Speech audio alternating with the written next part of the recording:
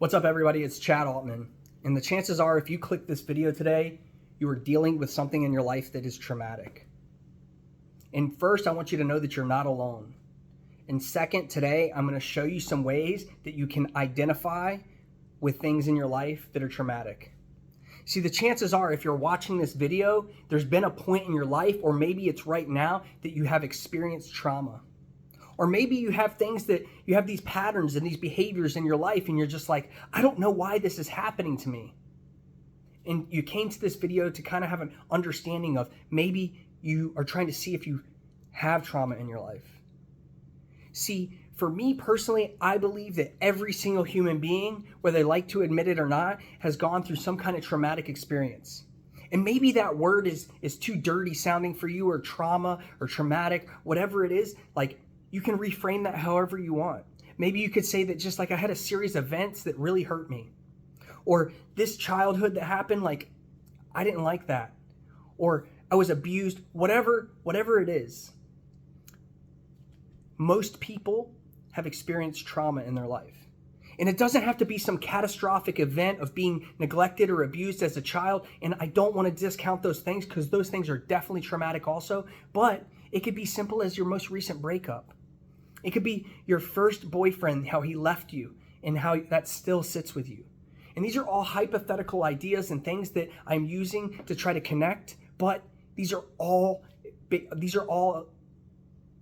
traumatic experiences.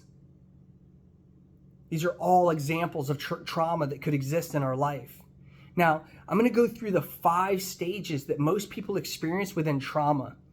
And if you're watching this and you're unwilling to connect, but you know something happened in your life and you know that you've not really addressed it, then the first stage in all trauma is denial.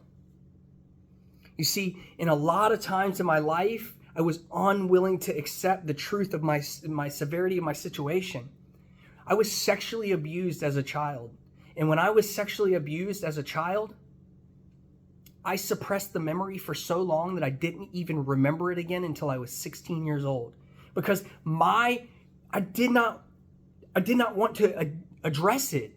And see, sometimes our body, the way that it protects us so much is it's a defense mechanism, and it's protecting us from addressing the trauma. So there's always denial. And most of the time when it happens to young children, it happens in a way that they suppress it. They don't even know that it's happened, because their body in their brain is protecting them so much from having to deal with it, because they can't yet.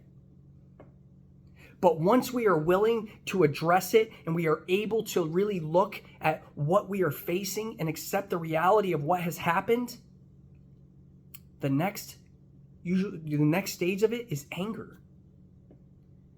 You see, I went through this stage when my wife died that I was just so incredibly angry. I had accepted what had happened, even though at first I really didn't want to, and I was unwilling to accept it at first. But then what had happened was I started to find that I was angry all the time. And the reason why is anger shows up in our life as a powerful way. See, anger is way more of a powerful emotion than sadness or happiness. There's more power to our anger. So we use this anger emotion to overpower the ability to not really face the fact that we're really sad, or we're really broken, or we're frustrated, or all of the emotions that might be coming from the traumatic experience that we've had. The next one is after we get past the denial, and after we get past the point to dealing with the anger, then we get to a point where bargaining. We start thinking of, what if this happened instead of that? Or what if I would have just done this better, then maybe this would not have happened to me. Or maybe if I should have done, and you see, we start bargaining with ways, and the real reason that we bargain is we want to postpone the ability of dealing with it so we can feel like we're back in control. See, we don't want to deal with the emotions of the traumatic event, so bargaining with it and postponing, delaying, and stepping away from it so we feel back in power and in control of ourselves.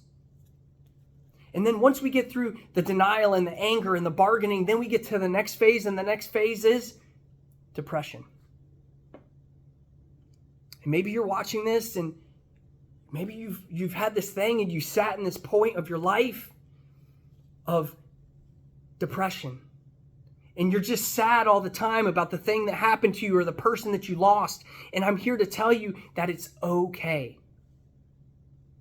But sitting in this stage of your traumatic event that's happened to you is not going to get you to where you want to go. Because the chances are, if you're sitting there right now and you're watching this video and you're depressed, you do not want to be. It's so hard to sit in that space and allow it to just completely consume us. But then it's yet so incredibly difficult to get to the other side, to want to get up and get out of that space. We are completely crippled. You see, a lot of times in this state, we take this moment or this traumatic event and we categorize ourselves as, this is what we deserved. Or this is what I'm going to amount to. And this is my truth forever. And we put blanket statements on for everything and we stay stuck. But I'm here to tell you today, as somebody who has overcome so much trauma, it's not real. You are better than that. It's not your fault. You can overcome. You can change the dynamic. You are worthy of love. The next person will want to stay with you. Whatever it is that you're facing, you can get through it. And the last but not least, the last stage of trauma is acceptance. We have to accept what is real and what has happened to us. But again, we have to reframe it in such a way that what has happened to us does not make it our reality. Yes, these things happen to us. Yes, they are real, but that does not determine the course of action of who I am today or tomorrow. We have to change the dialogue that we tell ourselves when we accept this trauma. We have to accept it for factual basis. Yes, this happened to me. Yes, it did happen. But you know what? I'm not going to live in this space anymore. I'm going to change who I am. I'm not going to allow this one act, this one thing, or this multiple series of things that have happened to me to determine my worth and my character and who I am.